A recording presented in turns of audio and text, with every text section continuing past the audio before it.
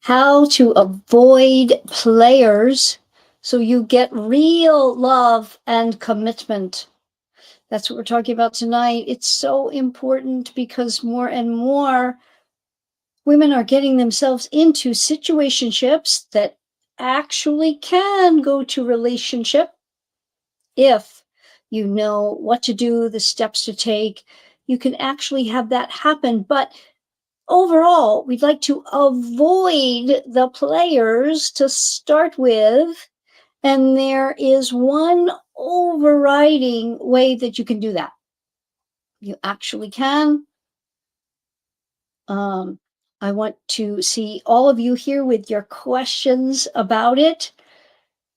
But it's an important point that you know this one main red flag about potentially a player and what to look for so that you also ease into something and understand this red flag that if you avoid it, you can avoid potentially a lot of heartache. Actually, if you have this one thing that it's a wonderful thing when you feel it, oh, it's fantastic, it is a red flag. We will get into why.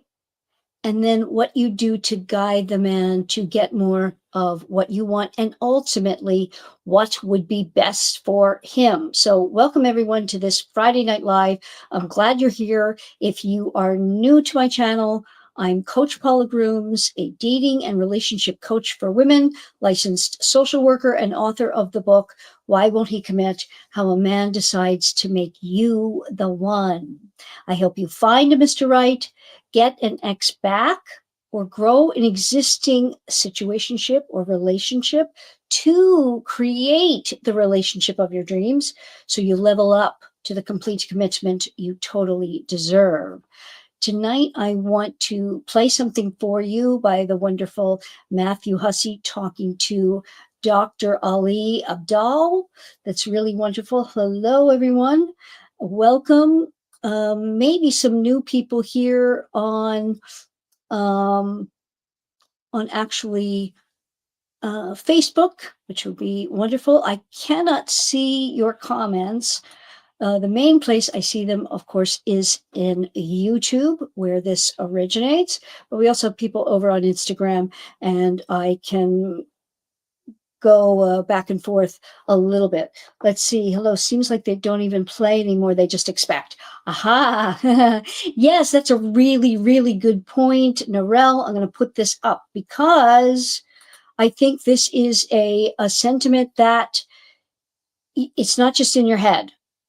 It can really feel like that, and you have to be even more cognizant of it to guide the man, and you can.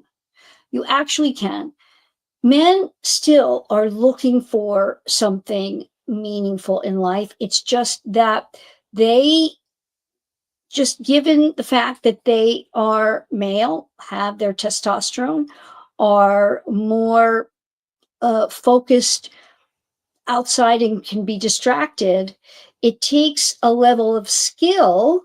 We're going to be talking about skill tonight. It's a very important word in you identifying a player potentially and what you can do to avoid it.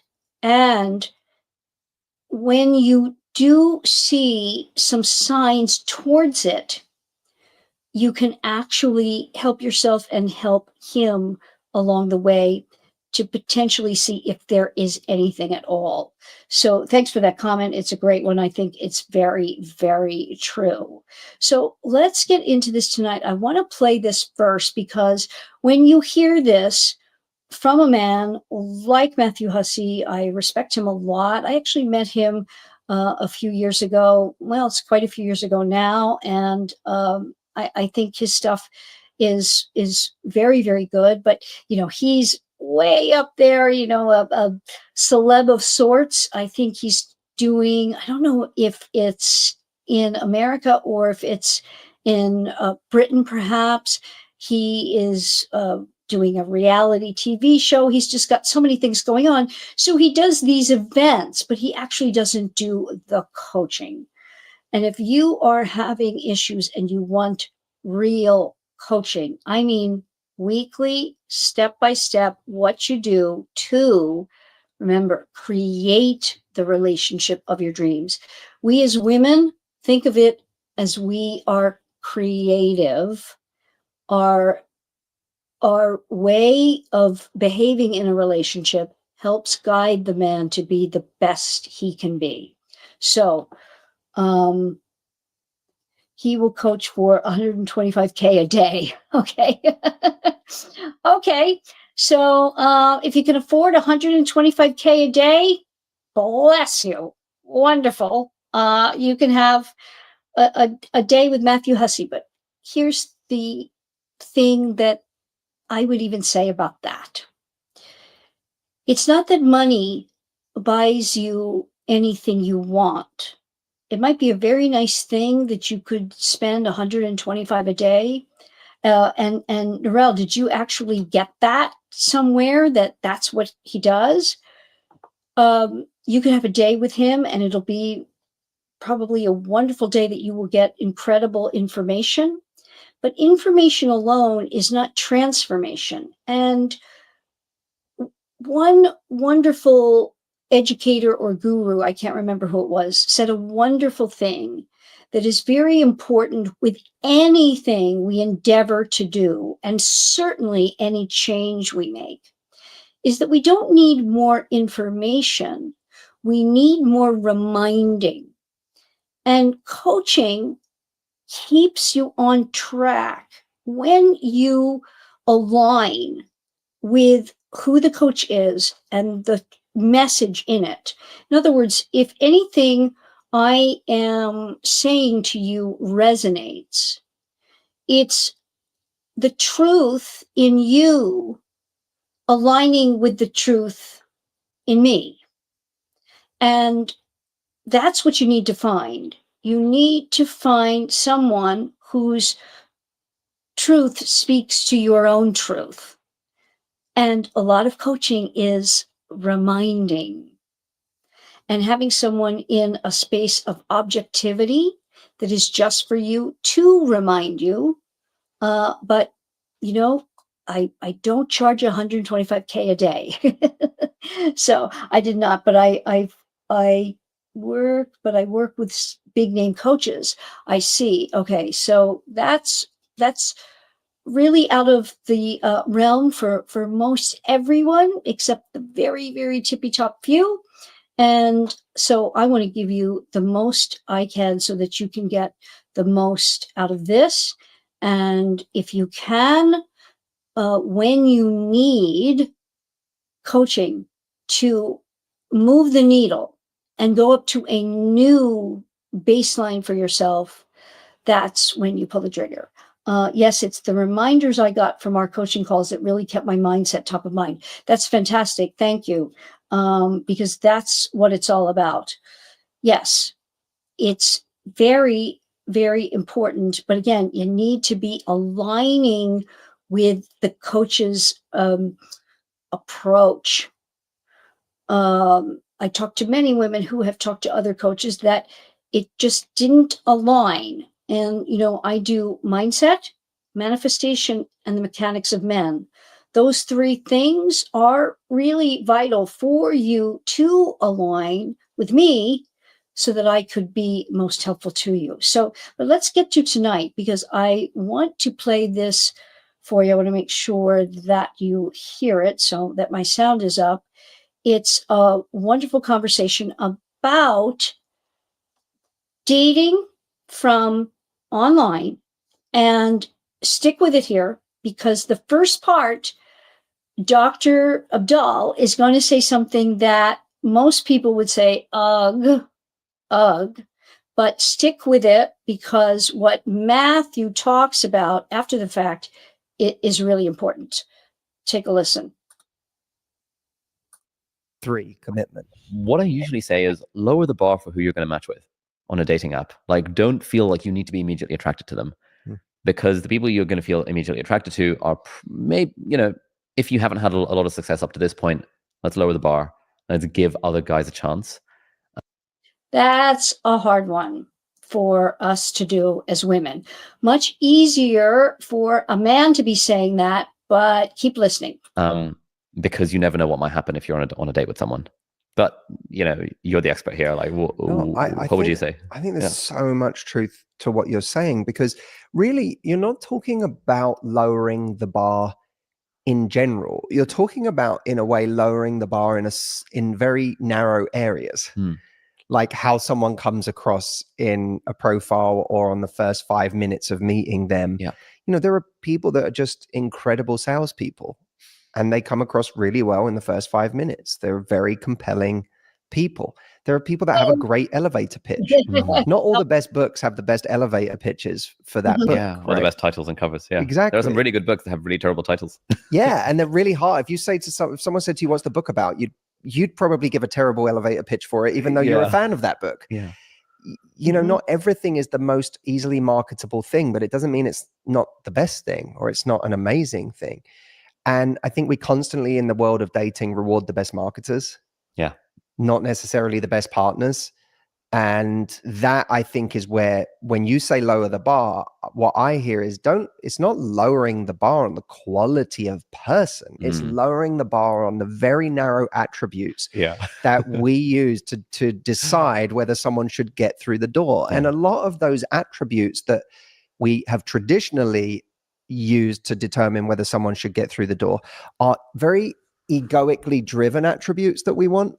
We, often, I think it's hard sometimes to distinguish between what it is we want, or I'm not usually a fan of this kind of language, but it's like what our soul wants, what would make us happy to be with, and what qualities we're looking for because we think they'll make us look good. Oh, my friends would think this person is hot. Yeah. My family would think this person is awesome because of, who they are, or their status, or how much they've achieved, or because of how they walk into a room and dazzle everybody. Like, there's a very egoic element to dating that plays a part, I think, in a bigger way than we give it credit for. So I think that what he is brushing with a broad stroke here is what I'm going to talk about tonight. But I really appreciated that he said it's the qualities that we're looking for, and we don't see those in an online profile. In a picture, we are drawn to looks, of course, and it's an unfortunate statistic that if you are dating online, 10% of the men in online dating get 90% of the swipes on them and get all of the interactions. 10%. So that leaves the other 90%. And this is what I'm going to tell you if you have been struggling. Naturally, we as women struggle more because we are attracted to what appear to be qualities that players can embody very easily, readily, and they do quickly show that can hook us in. So what I always say is, you are not looking for a great dater. You are looking for a great relator. Dating skills and relationship skills can be two absolutely separate and disparate things. Every player is a great dater. He knows what to do in dating, or he really wouldn't be a player necessarily. He wouldn't be very adept at it, he wouldn't get very far with it. Now, I understand it's the definition of and classification of what is a player. You may say, well, that is a man who is, well, well off, a flashy, established, gets lots of women, is a great dater, and he's not a great guy. Well, there is a lot in there that we can unpack. It's as unique to a man and that particular man, that individual. But there are some classic signs, right? We could also say a player is simply someone who he just keeps going through women. He may not even be a great dater, but because of his unbelievable looks, say, like the stereotype of the super hot personal trainer or the super hot guitar player in the local band. And he's playing every night at the different venues and, gets women that way or something of the sort, but it can go all the way from there to, that CEO or beyond who has a great deal of money and who can date well in terms of, paying for dates and doing things that women would like. We have to be very careful of that because for men, there is a great propensity towards a quid pro quo. I pay for things and buy her things so that I don't have to deal with the relationship part. And this is what I'm saying about we have to be, and this is a salient point, cognizant of what I feel is the biggest red flag, and that is unbridled, incredible chemistry. Now, this can be very separate from a man being a player. Very separate. Because you can be the kind of woman who, once a man exhibits those signs of being a player, you're immediately turned off. Great. Well, this video probably isn't for you then. You may not, that may have or hold no interest for you whatsoever. I hope so. But we have to be careful because when we have incredible chemistry with someone, that means our subconscious programming is hooking into their equal but opposite subconscious programming, and it's sparks. Now, again, this can be completely separate from being a player. However, if your subconscious programming is that you, for example, you felt the need and lack when a man is very almost aloof and self-assured, and you have to vie for his attention a little bit in a deeper sense, not on the surface. I want you to think about this very heavily because it's a little deeper than just what appears to be on the surface. So the man who is really good at dating and potentially a player, he will be very at ease and glib and do things in the dating whereby there are no nerves. He feels completely self-assured. It's almost like a routine. Now, this takes a lot of perception. because there are really good men who, if they really like you and they want to impress you on a date, that's not what I'm talking about. Their energy will be more towards the nervous a little bit. Does this compute? It's very subtle and we need to pick up on it. It's like judging the skill level. It's like pro versus amateur in sports. The pro has done it so many times and gotten so good at it that it is almost by rote, by routine. There's no slip ups. There's no uncomfortable anything. And this can be a sign of a player. It's that man who you feel maybe he's a little awkward at it, or he does something cute or funny, or slips up, or doesn't know exactly what to do right on a date. Remember, you're not looking for a great dater.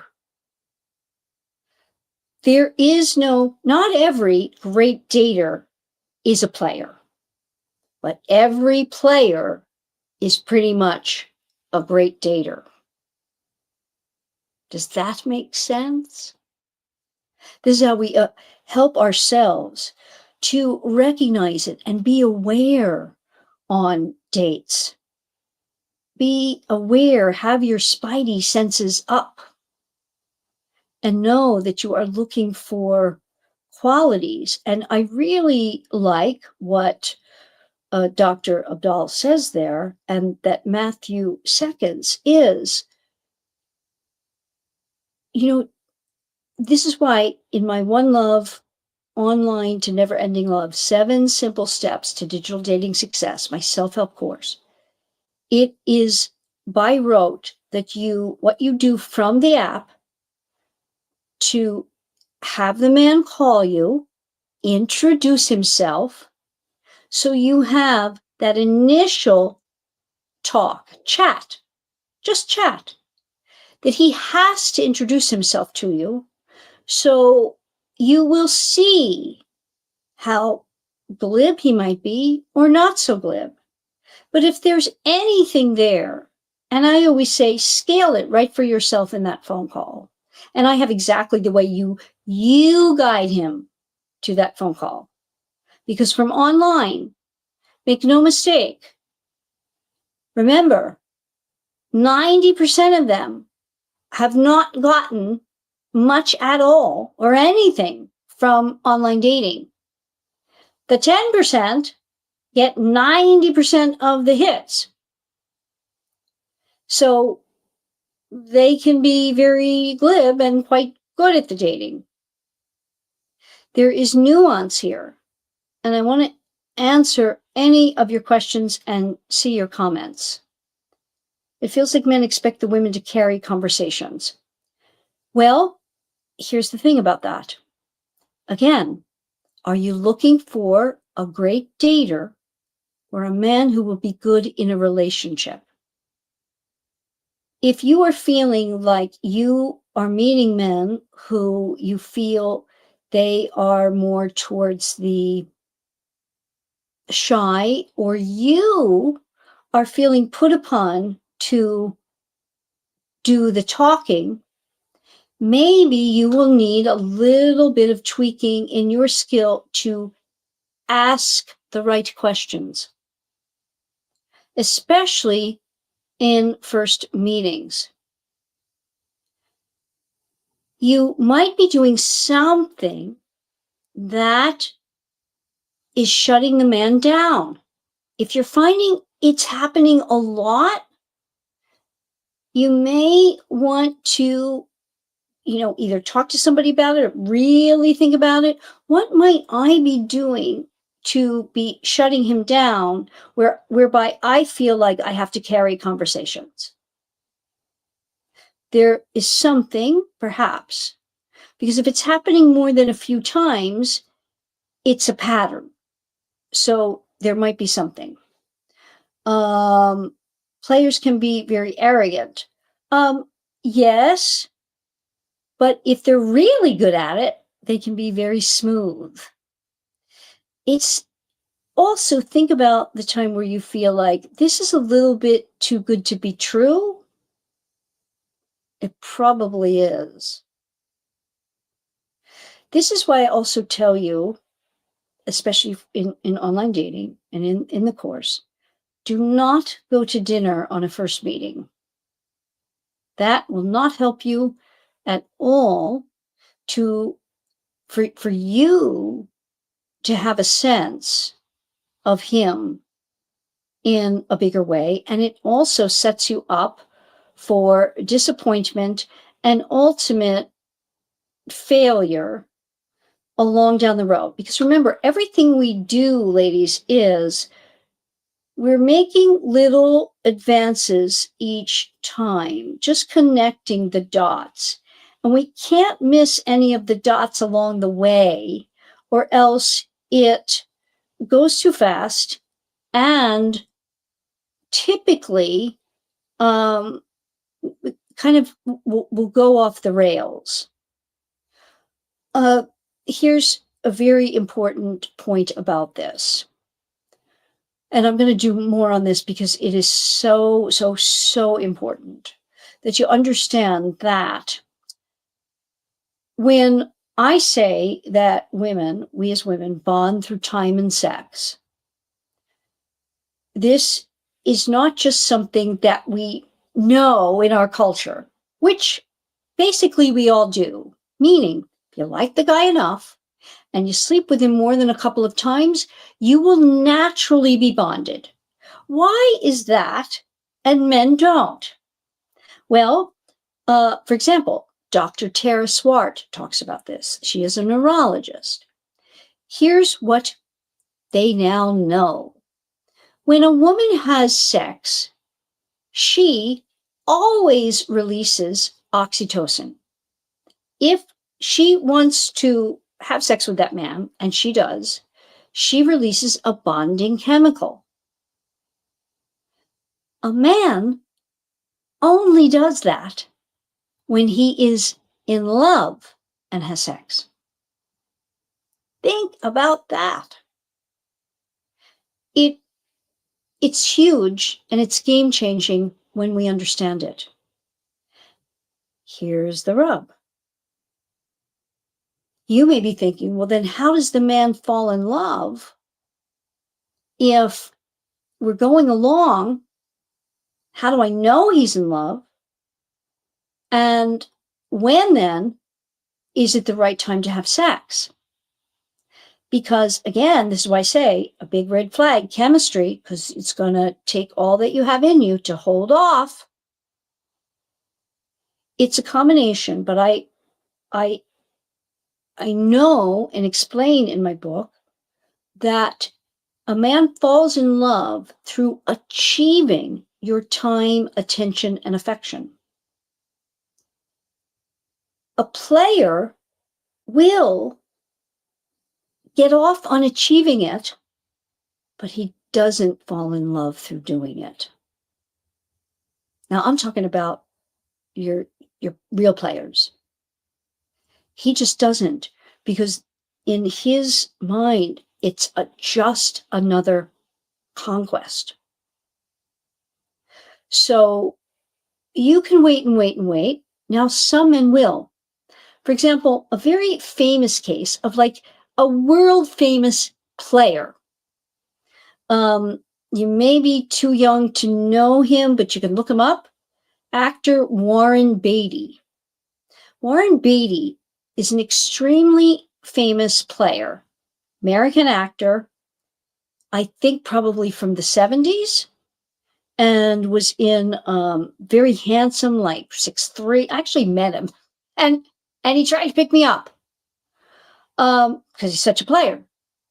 I mean, unbelievable. And his tactics were unbelievable. So he, a Carly Simon song was written about him. You're so vain. The lyric is, you're so vain. You probably think this song is about you. You're so vain. That's about Warren Beatty, a very famous player, and hundreds, if not thousands, of women. And it is a funny story. When he picked me up on a set. I was an extra on a set and very young. And I thought, oh my goodness, who is this old man trying to pick me up? Except I knew he was a star. I won't go into the story, but the point is that he was so, like, he had to do it all the time. And there was never any thought that he would ever be in a relationship or married. And eventually he did. And he has been married to Annette Bening, and he kind of went off the radar, and there was kind of no more about his exploits. Is it possible? Absolutely. But I think he was likely in his 60s at the time. And it doesn't mean that even a man at that age, if he's not psychologically capable of doing it, and we don't know, will do it. So, this man was so suave. We were on a very busy set, and he was so fixated. And this is a star, and I'm an extra. So fixated on me. He never took his gaze away from me, no matter what was going on around him in the set.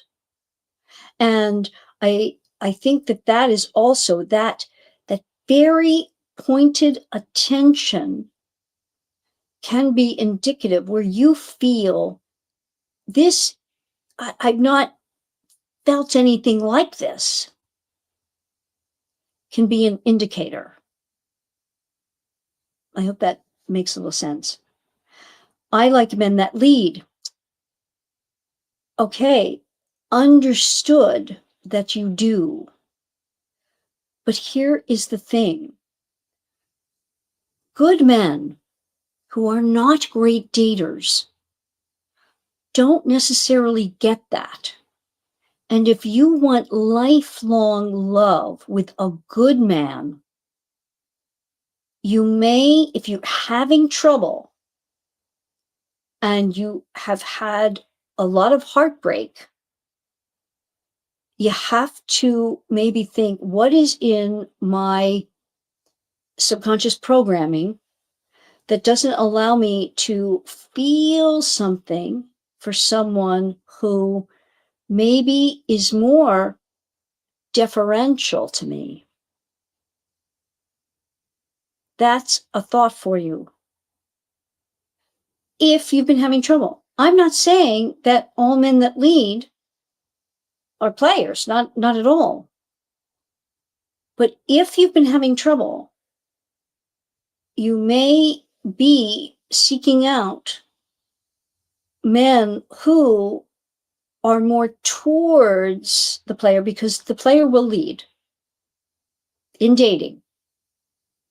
He will lead, and he will make you feel like a princess, or whatever word you want to use. I hope that makes sense.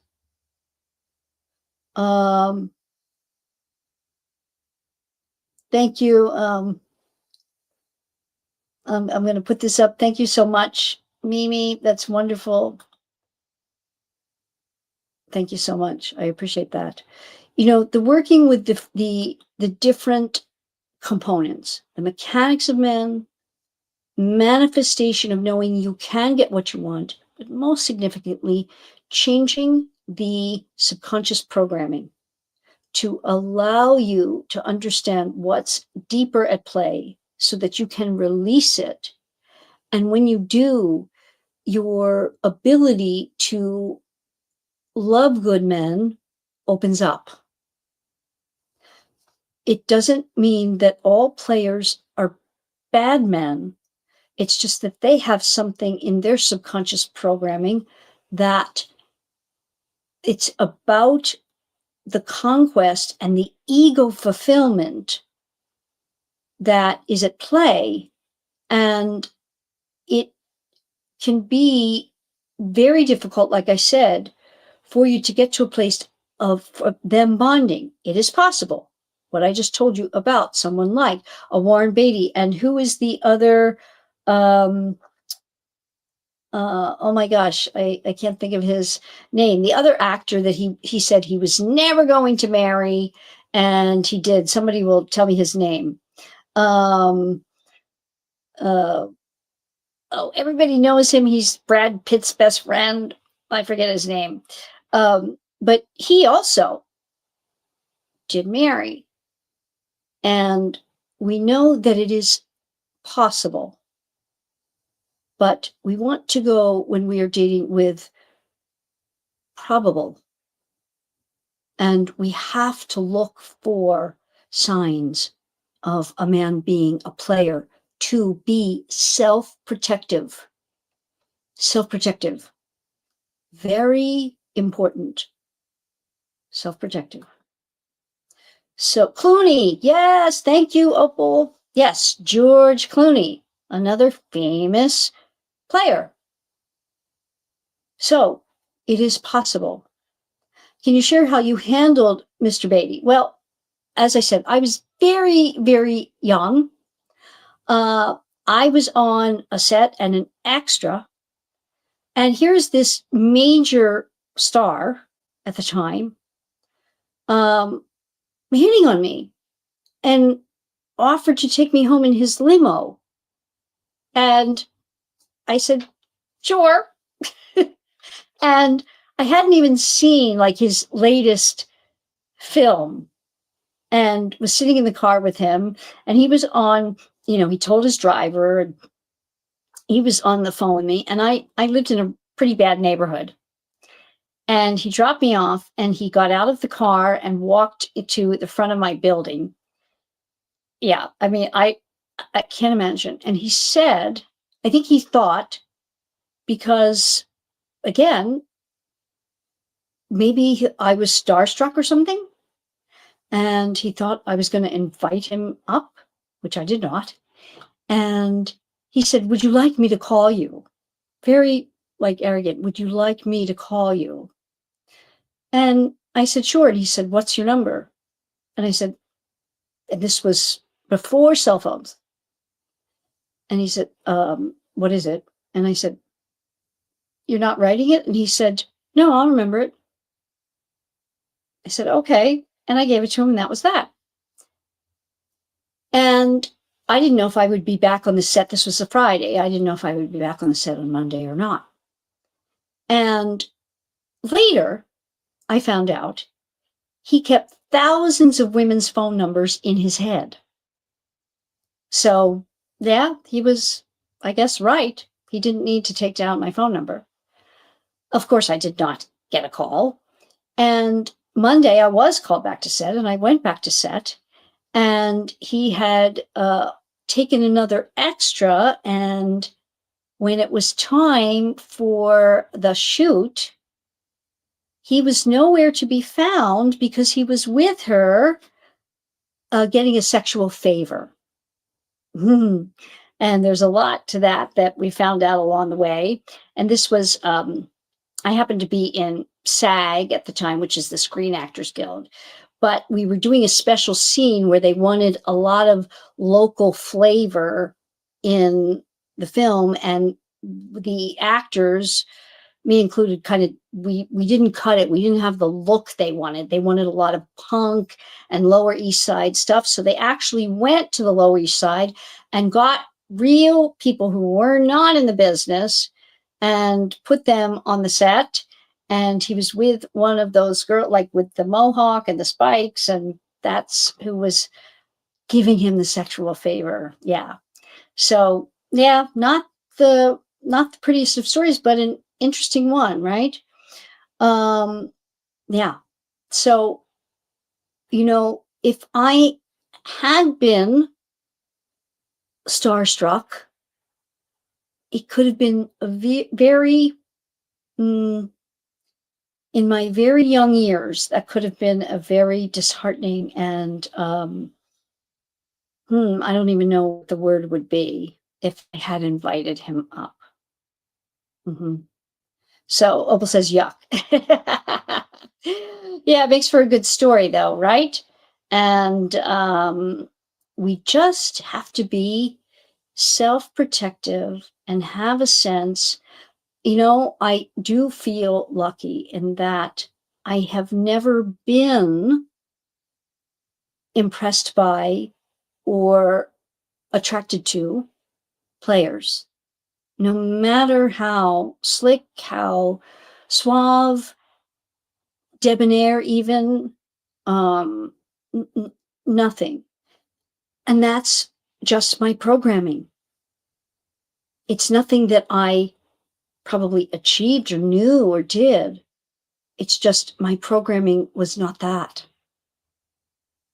So we must be aware if that is something that attracts us a lot, but is hurting you.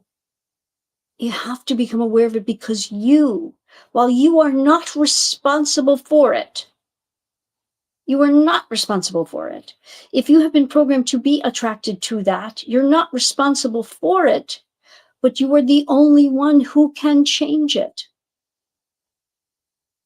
You have to be responsible to yourself to change it. There are men who, with just a little help, can become your knight in shining armor through remember the live I did where you want, above all, one characteristic that has characteristics underneath of it, and that is conscientiousness. Very, very big. And you want to see in his life where that plays out. Nice story. I'm also not attracted to people that don't work. My dad worked all the time. Okay. Great. That probably will not be hurting you.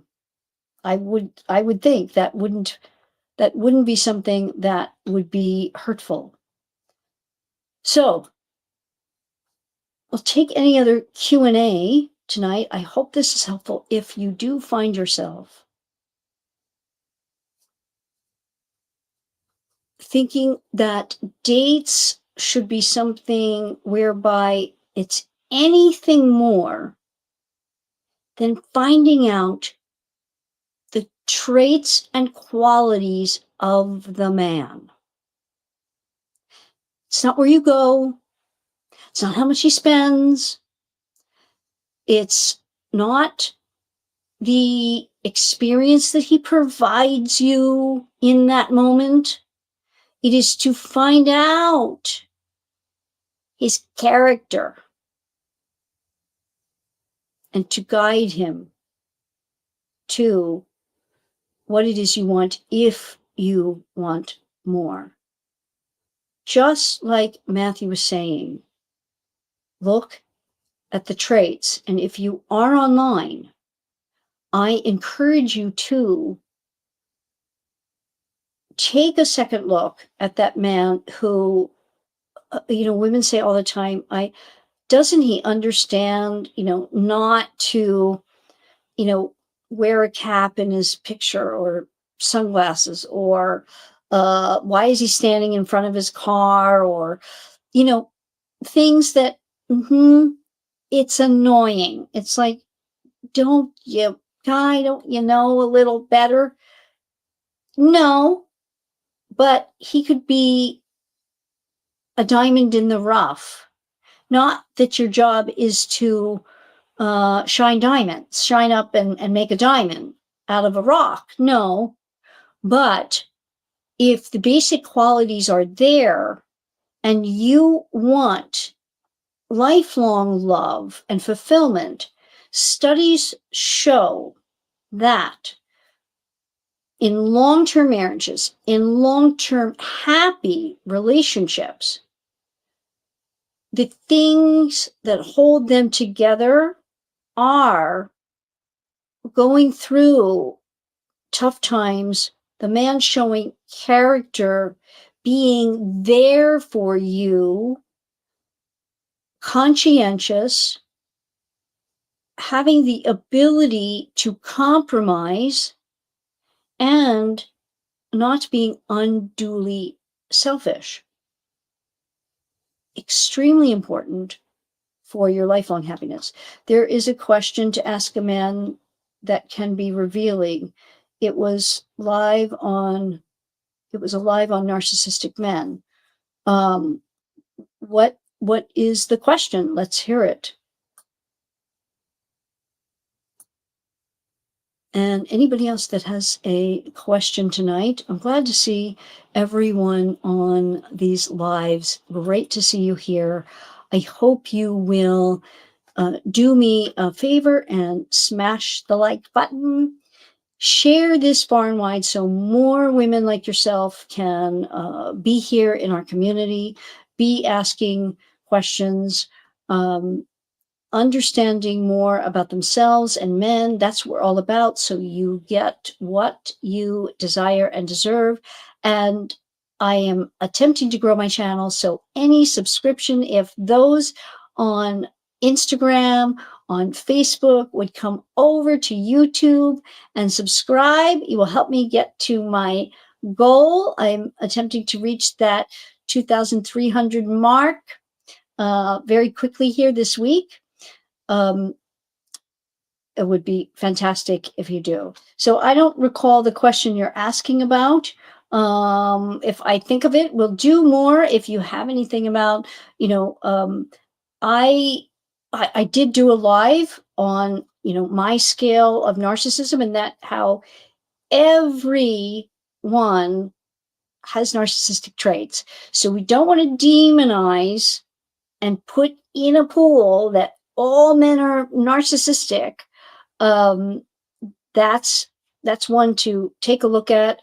I will find the link to it and put it in this description below so that you have it.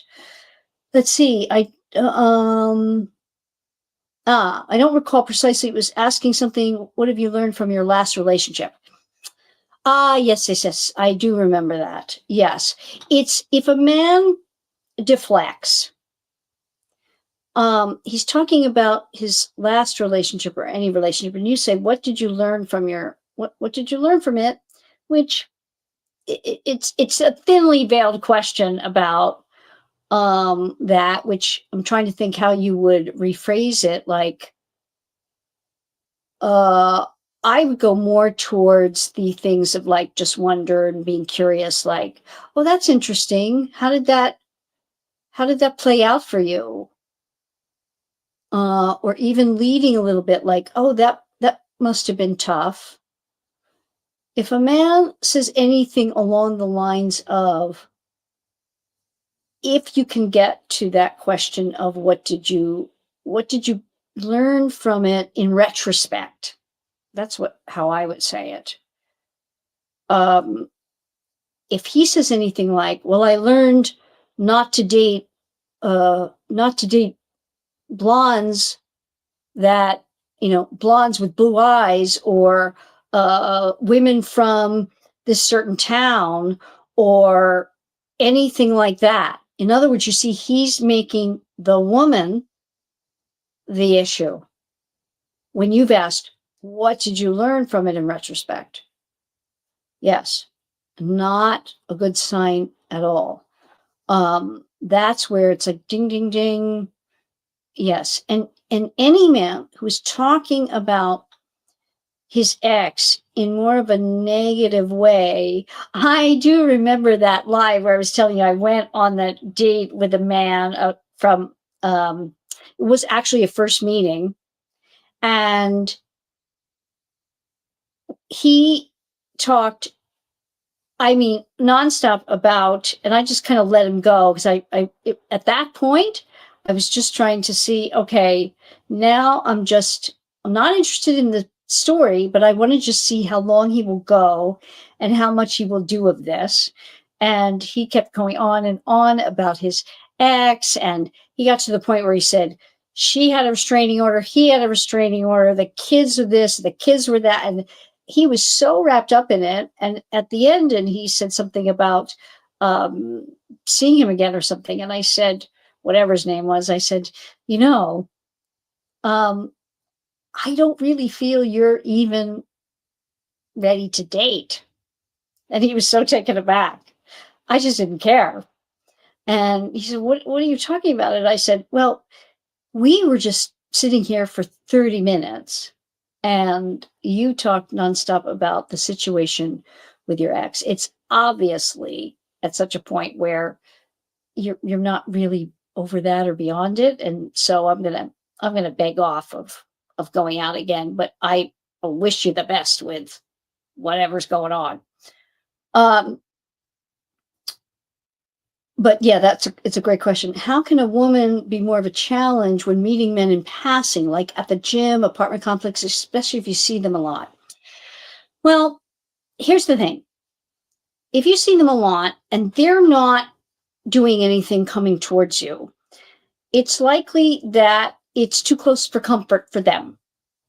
Men are very attuned to not dating anyone at work, not dating anyone in their sandbox at all. So if you live in the same building, go to the same gym, frequent the same places all the time, it's not you. It can be that they just make that kind of a thing for themselves because it's led to nothing good because of how women bond.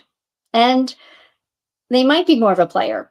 A guy who's interested in more of a potential relationship might come towards you because he wouldn't be as fearful of that. Now, if it's at work, yeah, no.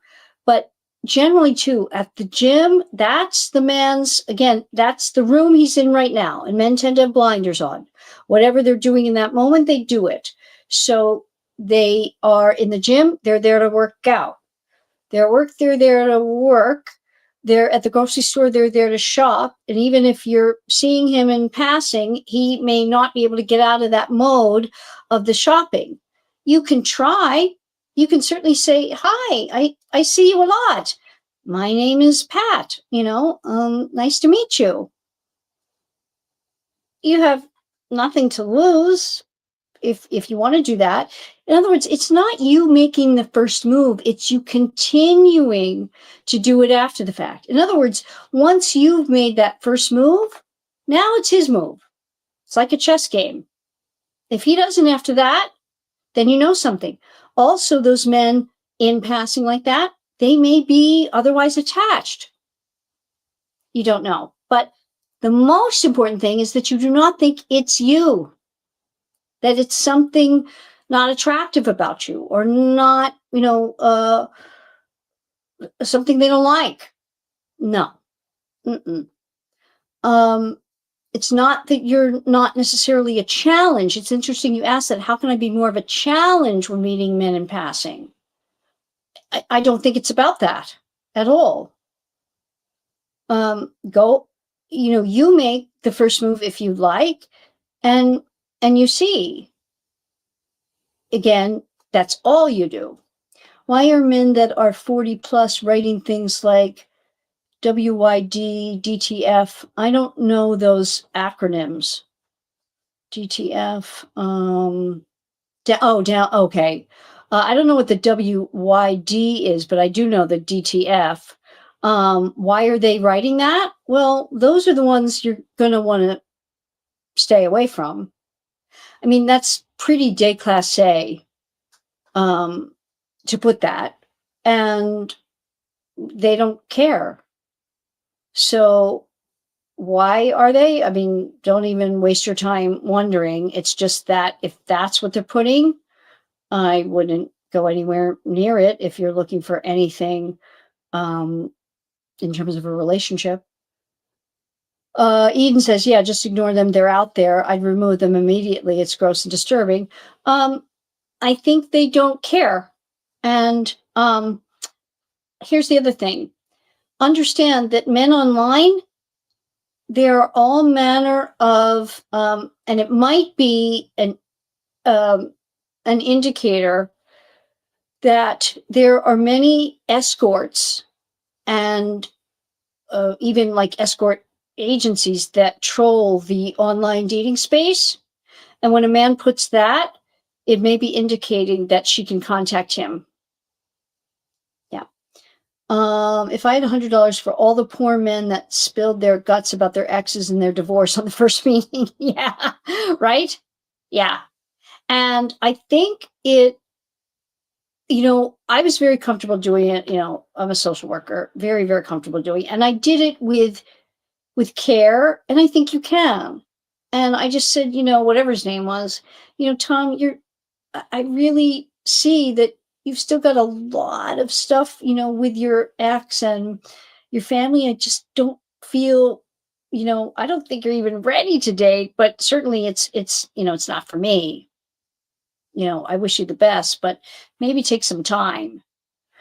Yeah, it's just, it's too bad because men they don't have the social supports that women do.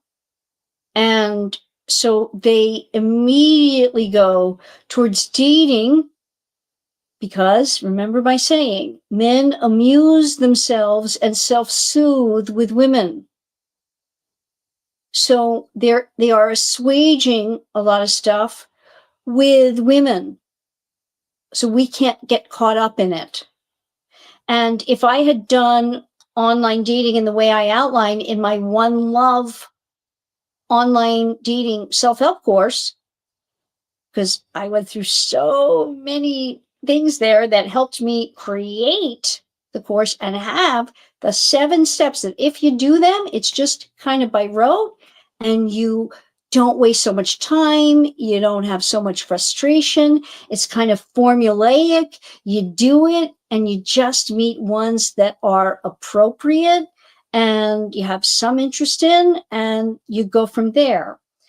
I skipped the step at that time, which was a really, really vital one. And that is the phone call. That you have to have the phone call prior to the first meeting for 2 reasons. One, you have to show him I'm of value. I don't know you. I am not just going to go and meet you from a text. I don't know who the heck you are from your online profile. So you got to call me first and introduce yourself like a gentleman. That sets you up already. You're ahead of the pack, so to speak, in terms of value and in Freud's more Madonna category, which is relationship material. So that's an important component of it. And then, of course, the ultimate point there is for you to hear him. You get a lot from a phone call. It's interesting. And I am okay even with, if you have the right lighting, you set yourself up like it's almost a first meeting to do a very quick FaceTime. Quick. And I actually have some little tips and tricks, which I have on another live, about how you start that first and do that FaceTime. So it's not a boring, like looking at the camera and face to face and feeling like uncomfortable. But you can get a lot from that phone call. And it actually makes the first meeting better if you both decide that's something you want to do. And I have the way you, as the woman, you guide it to that first meeting, because again, 9 times out of 10, he won't know what to do. And here's why. Men from online, they're so happy to be talking to you, but they don't want to do something that you won't like. They have all manner of different experiences. One woman they've asked to meet during the first phone call, and she doesn't like that. She wants to talk more. Another doesn't want to talk at all and doesn't want to even have one phone call, and she wants to meet just from text. Another wants to only go on a walk, where the other wants a 4-course meal. They don't know, and their main thing is just don't turn her off. So when you do it this way that I outline, that is so easy. It rolls off your tongue. You meet so easily and in an appropriate environment and context. It works like a charm to make first meetings go off the best they can be. And then after he's met you, then you don't guide like that. You allow him to proffer the next date, which is then the real first date. So if you need help, go to and get the One Love online dating course, because you can have it forever. You get a full coaching experience with me, and I will answer any of your specific questions, because if you're not succeeding online, there is no reason other than there's something hanging you up that if you just tweak it, you're going to do fine. Truly. It is the place where people are meeting and mating. No question. And there are good men online, and we want that to happen. I have a phone call. How can I get comfortable with FaceTime? I love the phone call. How can I get comfortable with FaceTime? Well, if you've been doing the phone call and they accept that, and then it moves, you have to move it. Remember, you move it into the first meeting. And I have exactly the script in the One Love program that you move it to that first meeting. You don't have to do the FaceTime. And you can say, oh, I prefer just an audio call if that's okay with you. I don't have my face on right now, that kind of thing. Some, unfortunately, will not want that because they've been scammed a lot. They've been scammed with like the escorts and stuff, and they don't want that. They want to know that it's you. So how you get comfortable with FaceTime, like the I will have to look up that video, but I have a whole thing of like what you do initially to make it more interesting and not as just by rote and looking in that camera. It can be too Zoomish, for lack of a better word, too like an interview type of thing. So I get it. I'll see if I can find that video and link it in today's, and maybe I'll do a whole other. It's great to redo it. So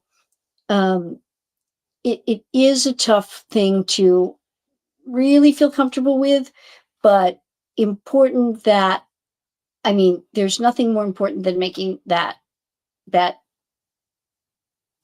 boundary, and that you want that because it sets you up as high value. And if he doesn't do that, no, that's not dating skill. That's not caring enough about potentially meeting you that he will step up to that bar, so to speak. It's another rung, and bar, it's a challenge, and that pursuit actually makes him potentially fall for you. Nerve-wracking. Okay, so you want to, full of peace, you want to start affirming to yourself, I am very calm, confident, and enjoy myself on FaceTime. I enjoy FaceTime calls. I am calm and confident on a FaceTime call. Now, that's going to feel like a lie to you, but you're going to feed it from your consciousness into your subconscious mind. And you keep doing that. And before that call, you do that and you say, this is going to be fun. I feel good and ready. I am ready for this space time. I feel confident. I am confident. I am calm and confident, and I do great on FaceTime calls. Feed that, become it, and then you will see it happen. And I'm going to try to find that video and link it in today's description so that you can find those little tips and tricks. And I would recommend, if you are online and you are having any trouble at all, that you join the One Love online dating course, get the full 3-hour intensive coaching session with me. And it's an intensive where you're with other women. It's a great thing to do. Get all your questions answered. And with that, I'm going to love and leave you so your man doesn't. Make sure to subscribe and share, and I will see you in the next video. Have a good night.